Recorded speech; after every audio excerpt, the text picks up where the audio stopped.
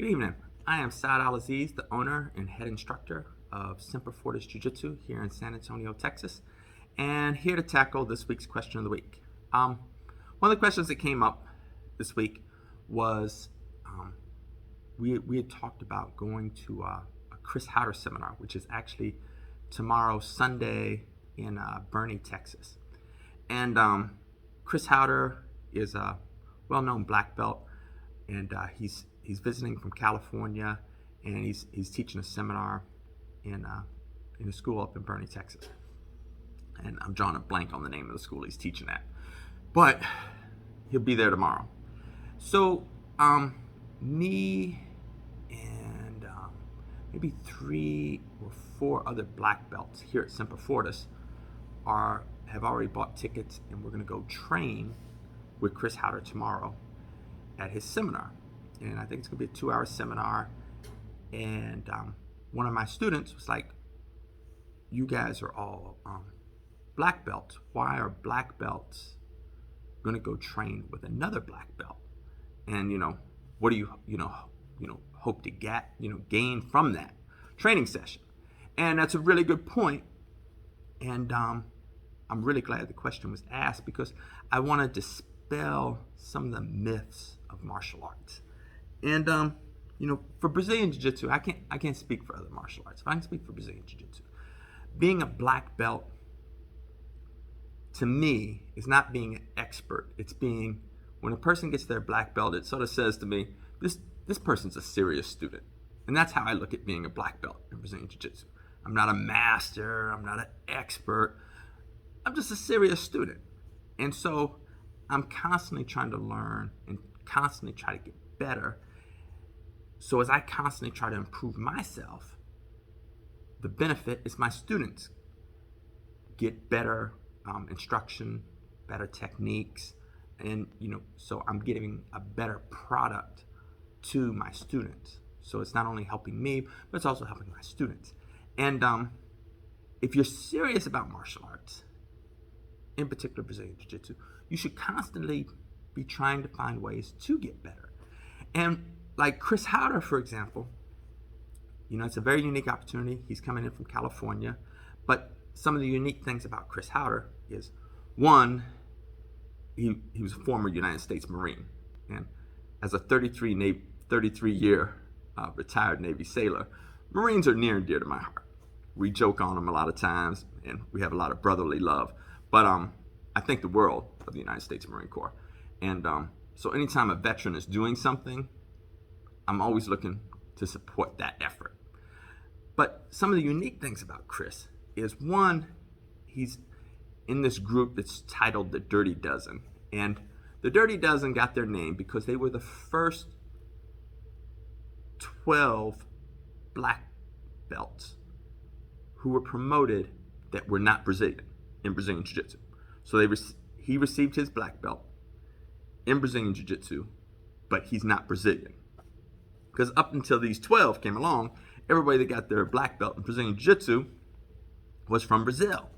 So he was one of the first to be non-Brazilian and receive a Brazilian Jiu-Jitsu black belt.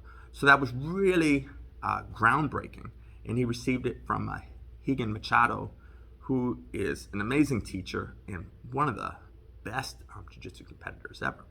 The other thing that Chris Howder did that was very unique is he was the first American Brazilian Jiu-Jitsu black belt to compete in the Brazilian Jiu-Jitsu World Championships. He was the very first one. So not only was he one of the first ones to get a black belt, he was the first one to compete against the best Brazilian Jiu-Jitsu black belts in the world. And he was the first American to do that. So that was very unique. Also, Chris he's formed a team that really focuses on veterans. He calls it combat base. Some of my friends like Joey Zente and Alan Shabaro, who are also veterans, and they're also Brazilian Jiu-Jitsu black belts, are under Chris in his combat base team. So there's a lot. Chris is a very unique guy.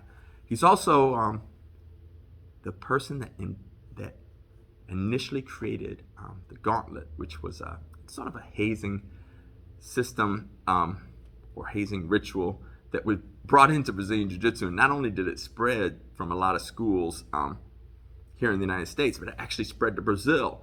And people started asking themselves, well, who started this tradition? Because we was looking at doing away with the tradition.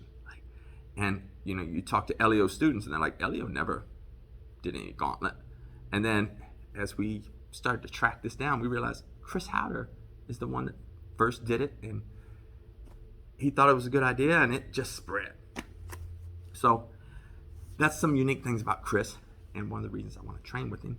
And sometimes when I go to seminars or have opportunities to train with other black belts in Brazilian Jiu-Jitsu, they might, it's not so much that they will necessarily show me a move I haven't seen before, but they might show me a detail of a move that I never thought of before, or never saw before, or never really understood, you know, like why I want to grip here instead of here. You know, should I grab here or grab the belt?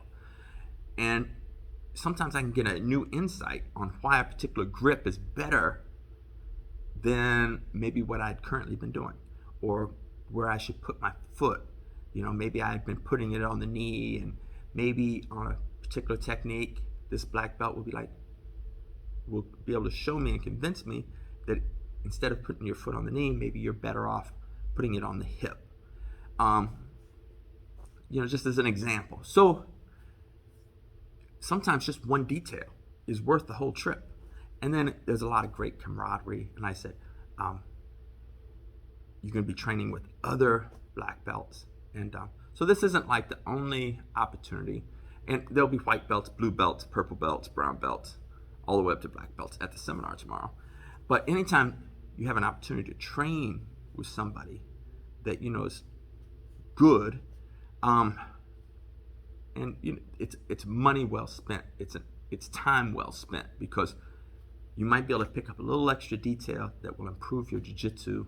And instead of you doing a technique that's not as effective, if it improves that technique, even by a small percentage, and enables you to start being able to accomplish that technique at a higher rate than you had previously done it, to me, that's worth the whole trip. It's like, shoot, this was a great investment.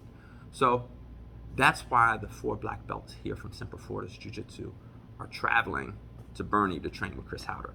Is we're trying to improve our jiu-jitsu. We're constantly trying to improve. And I have a sign back here on the wall. You can't see it from the video, but it's like it says a black belt is just a white belt who never quit. And you know, that's the mindset that I want to have. It's like I've never reached, you know, the end of my knowledge journey. I just keep pursuing it, keep trying to learn more and more.